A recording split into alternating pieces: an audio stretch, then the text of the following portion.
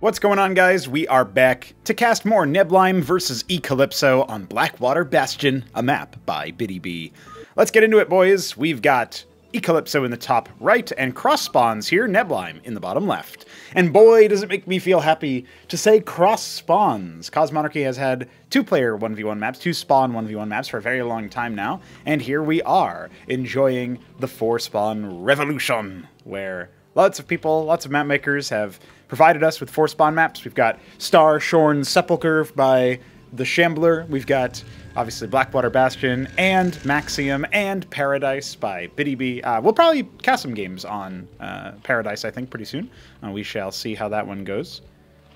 I was told that there's a couple of things that I was told to cast recently. Because I basically asked people like, all right, listen, boys, the number of replays is too damn high. Please tell me specifically what games you think should be cast. I know the Shambler and Hepsea, there's like a set of games that I was told to cast there. There's also a set of games between Jackulansky and Neblime that I'm apparently supposed to cast. I think that will be ZVP, because now Neblime is trying to play as Protoss, following his victory as Zerg.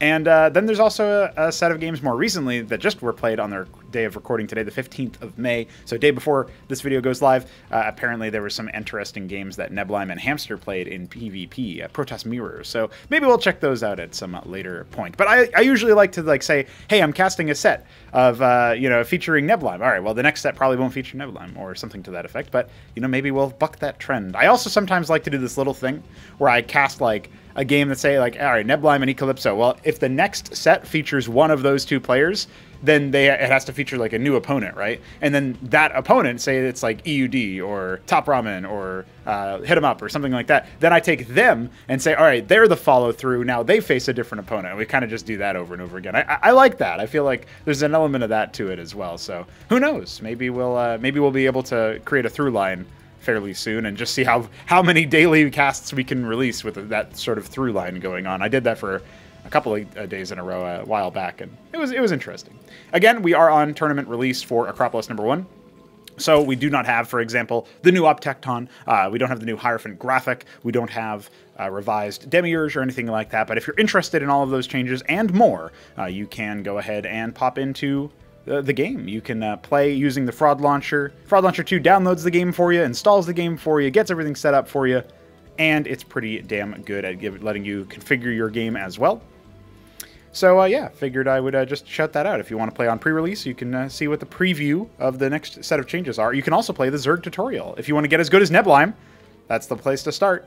All right, so Neblime is going to go ahead and pump out with his Zeths. He does have his worker going all the way this time around, and of course it will be gunned down from the high ground, again on Cosmonarchy. When you're on the high ground like this with these Dracodons, which are the replacement for the Dragoon if you didn't know, you get +2 weapon range, firing down a cliff. This is true for all ranged units. It's not like a unique passive to the Dracodon. That would be pretty wild, wouldn't it?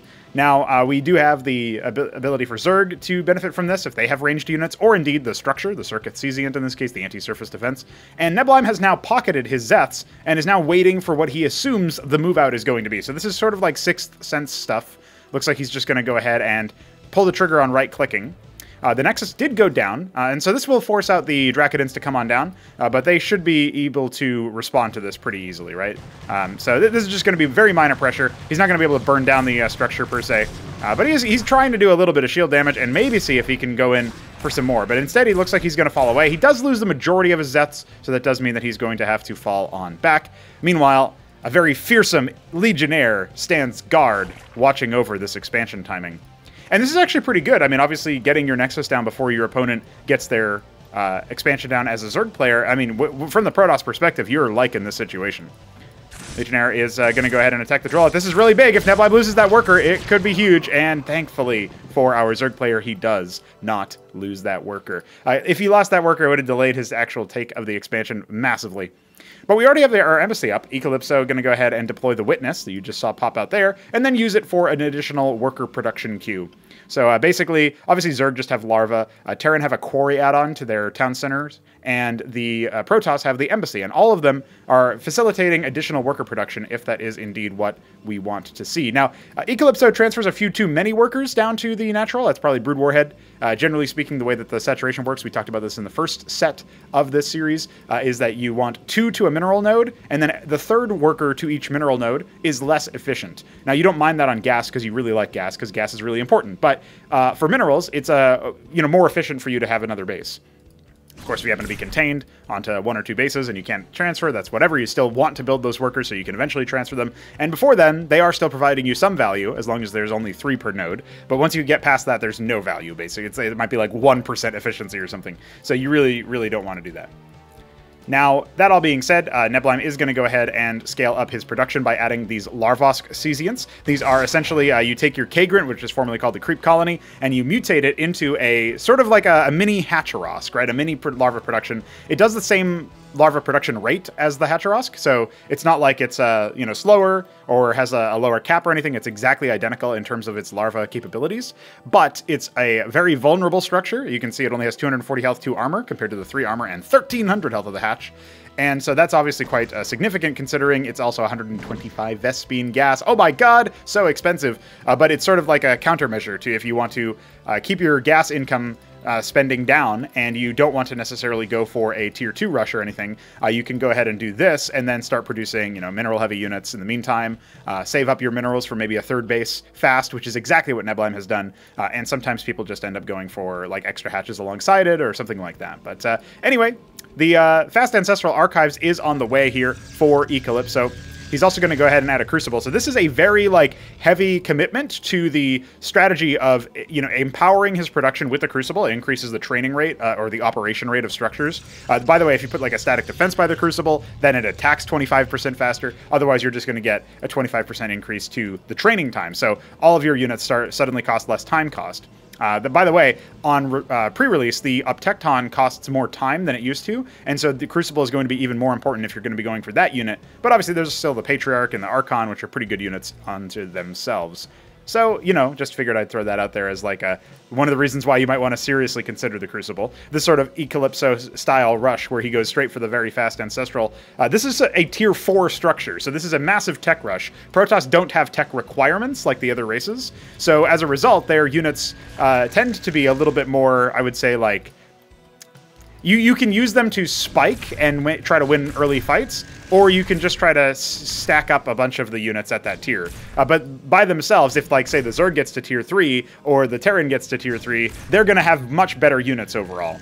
So all of the Drakodins are completely out of position to kill this one Ovoleth, which Neblime is probably not going to be too bothered by, although it is some Vespene lost. Obviously, since we don't have supply in Cosmonarchy, the stuff in the top right is worker count over your military count. And so the Ovoleth, in this case, unlike the Overlord, it doesn't provide supply, so it's not essential. You build it later on in the game for detection, transport, and, of course, for scouting your opponent. So that's exactly what we see here. Patriarch is indeed out, and a 3rd base is on the way. Neblime confirms that by leaving his Zethar there to make ECalipso work ever so slightly for that expansion. And otherwise, I really like the way that this game is developing for both of our players. I feel like looking at the way that we are in, we're not in a game where it's massively one-sided, like on that Cocytus match that opened up this set. ECalipso, obviously a newer player, is here to certainly play and play well. And we have a very fast tier 2 for Zerg standards anyway, at 8 minutes coming in. That's mostly thanks to the fact that this 3rd base was able to come up online. And that's despite spending a combined total of 250 Vespene on the Larvosks.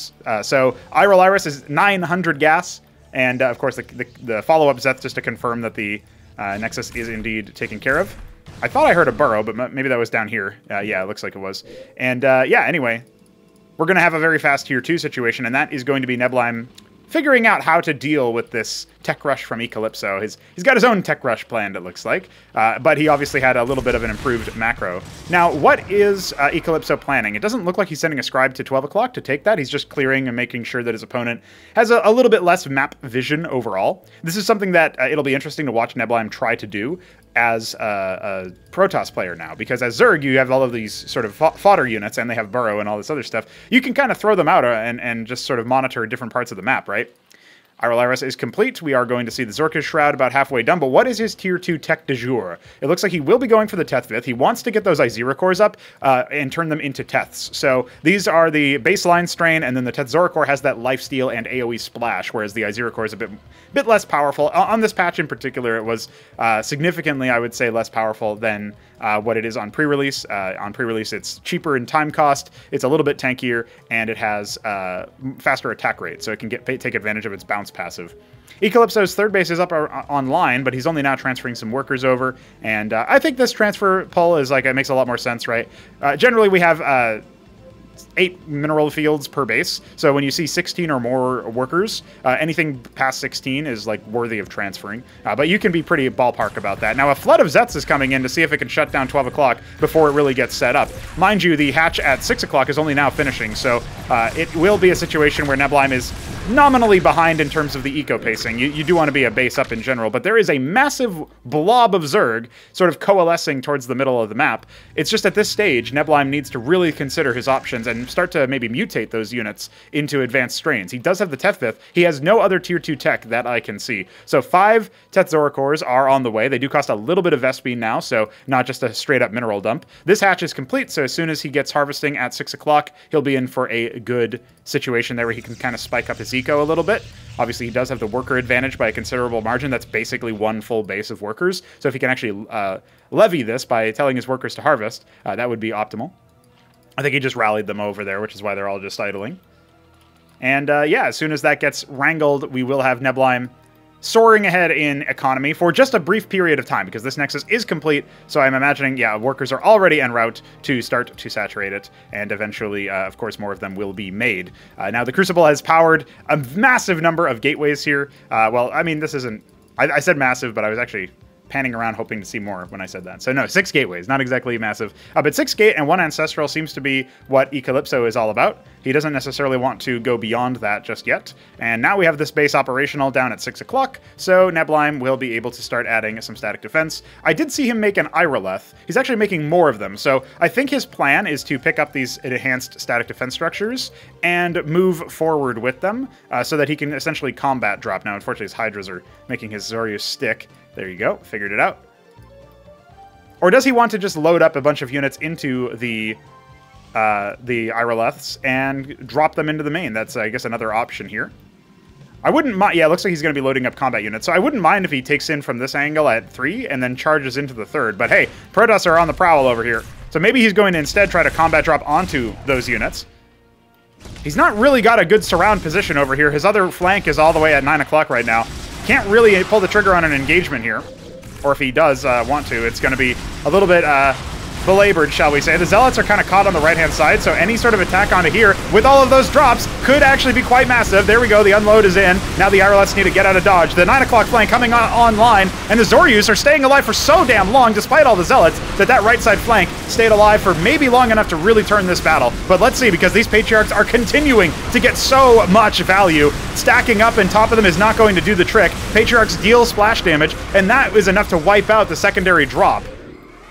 It's obviously also enough to sustain through a lot of that pain. A lot of these Zealots on very low HP. And now, ECalipso really could be thinking about his attack force here a little bit better, but it looks like he's just going to charge on forward anyway. Iroleth is indeed going to get caught on the way through. Bunch of Hydras pop on in, but this is all that he had. Remember, Neblime only leveraged 1 structure for tier 2 as far as actually getting more units available to him. So losing his 6 o'clock position does mean that ECalipso will be ahead in workers and in mining bases, but is it going to be all she wrote? Does Neblime have more in the tank at this point? I feel like maybe we can see some sort of reaction from him. He doesn't have any other tech, though. He was really gambling on the Tethzoricors here, maybe experimenting with what could be a good answer to this Patriarch field strategy. As it turns out, what you really want is something that can snipe them, right? He actually showed that off a little bit with going into Mutath and then taking a lot of Protathalors out for the purpose of just sniping down the Patriarchs before they can even engage. Because then they can't attack you back, they can't sustain themselves. Despite that, though, the Protathalors are nowhere to be found. There is no Spire coming. It is pure Hydra units, like, I guess, Tethfith units at this point, because we do have some Tethzoricors and some Bactyls. And, of course, the enhanced defenses. Now, what does ECalipso do? It looks like I saw his camera flash over to the top left. I'm assuming he's going to be thinking about taking those expansions. Now, the spread damage is okay here. We don't have any Lakizilisks coming, despite the Zorka Shroud being alive for a long time. Yeah, that's going to have to be GG. Neblime not able to come up with a compositional response to what we have from ECalipso. And behind this, he was making air units, too. He had gone into Argosy, so the follow-up would have been pretty nice. Although I will say that the Tethvith does afford you a response to that in the Vithrilisk, the formerly known as the Devourer. All the names blend together, obviously. The Devourer replacement for Cosmonarchy actually splashes the acid spores onto ground units underneath the air units. So that's exactly where ECalipso probably would have put his Empyrean, and I feel like that would have been a good option for Neblime. But first he had to get there, he had to survive that, and no Lakizilisks for splash, and no Protathalors to snipe the Patriarchs. At that point, you're in a really awkward position from the Zerg's POV. Let's see if he can get on the board, or is ECalipso going to sweep him in 4 games? Well, we're about to find out in game number 4. All right, we are back on Blackwater Bastion for one last time, at least in this set. I'm sure we'll be back here momentarily. It'll be vertical spawns, ECalipso in the top left, Neblime in the bottom left. And we get graced with some interesting colors this time around. Again, I mentioned this a while back, but on the release, the tournament release, we had a long-standing issue with the color randomizer that would artificially constrain, be overly conservative with the kinds of colors that you could sometimes see. And I long suspected that, but Veek found the bug and fixed it somewhat recently, within the last couple of weeks. And so on pre-release, we have much better automatic, like, random color generation or color selection for matching colors and making sure that they're still pretty good contrast-wise. Meanwhile, you can also, of course, prefer certain colors when it comes to the competitive games. Now, obviously, you load into a scenario or something, your color is already set by the map author, but you get how that's all going to be. It's pretty cool. It's pretty cool. Gateway pretty far forward here for ECalipso, feeling very confident after these matches. Now, this time around, he is a little bit closer to his opponent, so we'll see if that confidence comes back to bite him. What is Neblime thinking at this point? Hatch on the ramp? Pretty basic stuff. I didn't really cover the build order openers in the last game. I was too busy talking about, oh, I gotta cast this, I gotta cast that, and, you know, all the other stuff that I like to talk about at the beginning of these casts sometimes. But hey, I didn't mention that you can donate to Coffee, through Coffee, to our project's development efforts, so you could definitely check that out. Of course, the link is on your screen in the bottom right. But even if you somehow omit that from your vision, there's also the one in the description of the video, if you don't feel like typing it in by hand. You are supporting the development of Cosmonarchy, the creation of more events, tournaments, maps, etc.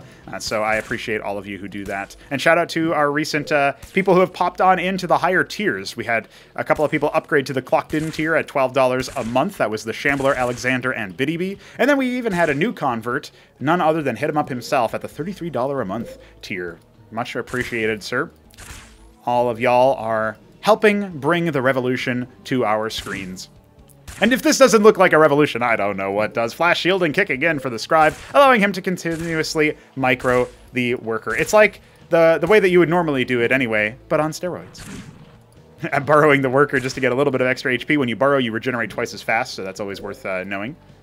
The scribe not going to go ahead and be able to get any kills, but it has disrupted the operations, and Neblime is going to go ahead and... Is he cross-scouting this time? Okay, he's going to go ahead and end scout. That means that he will scout ECalipso second.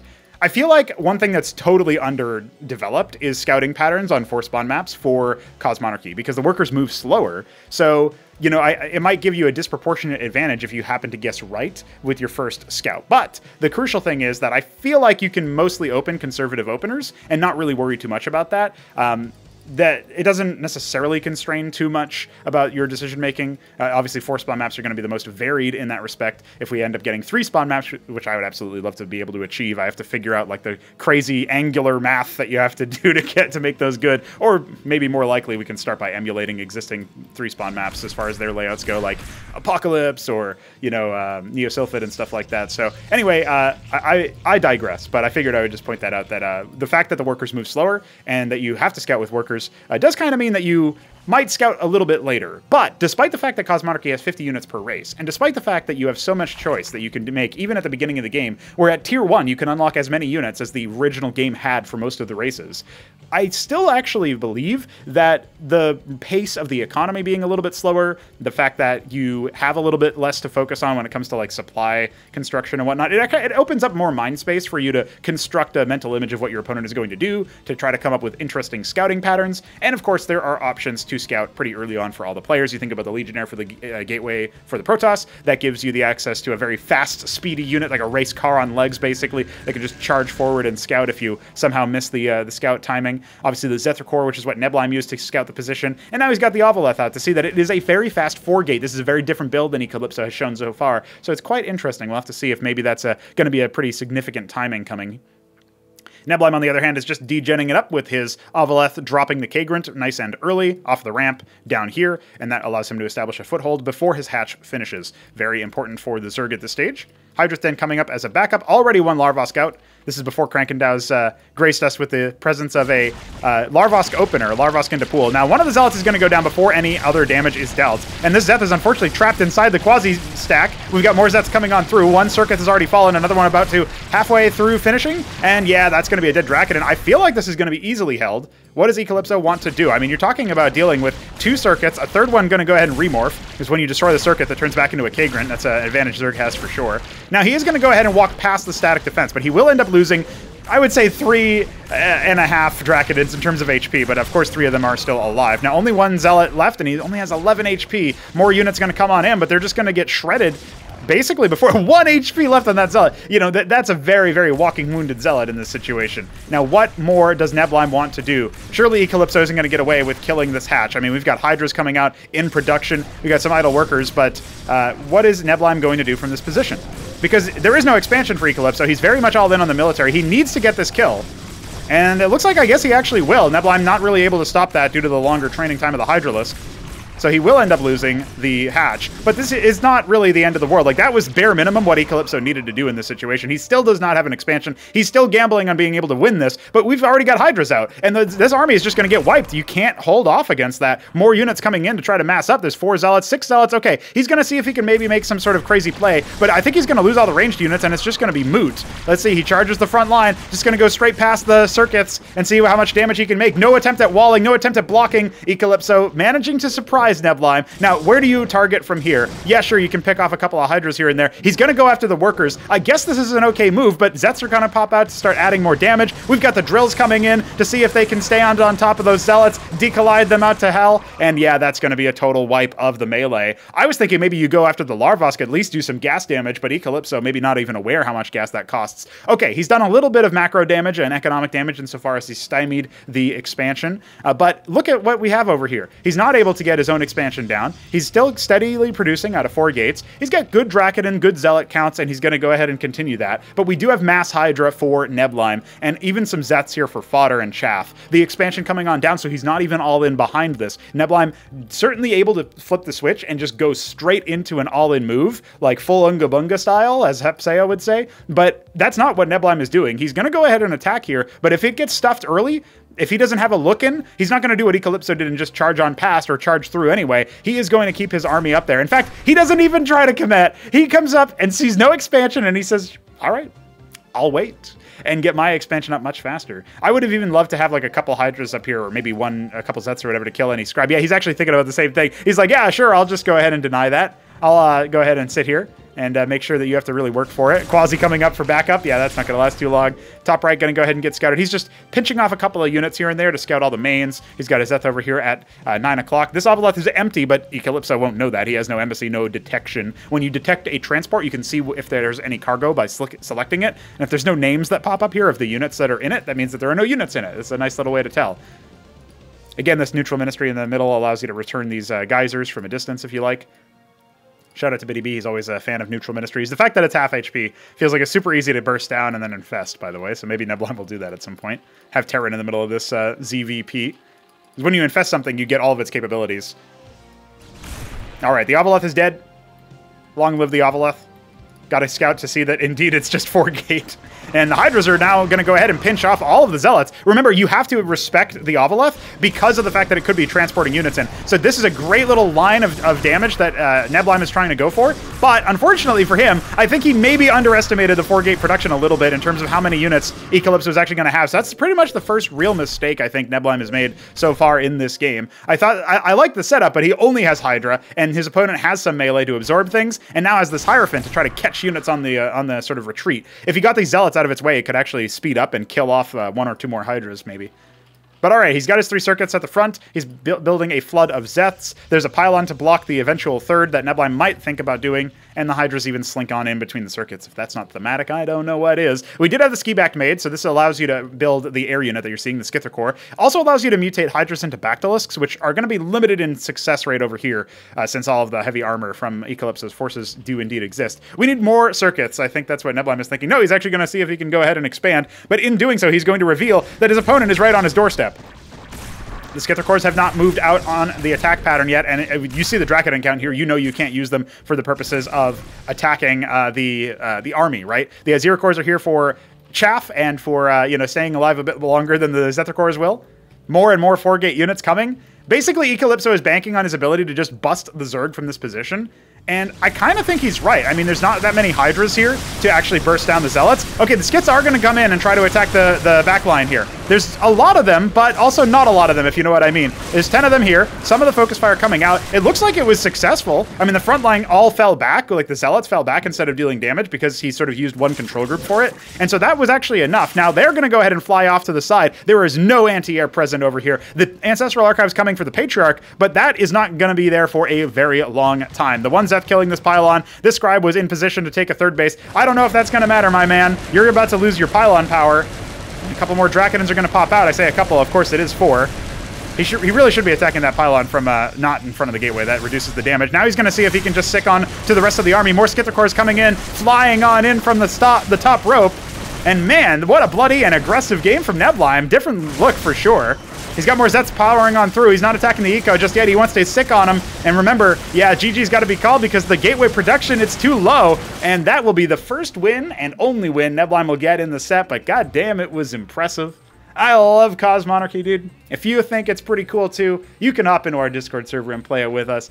Tell me that Neblime isn't the master of figuring out some kind of reaction in the heat of the moment.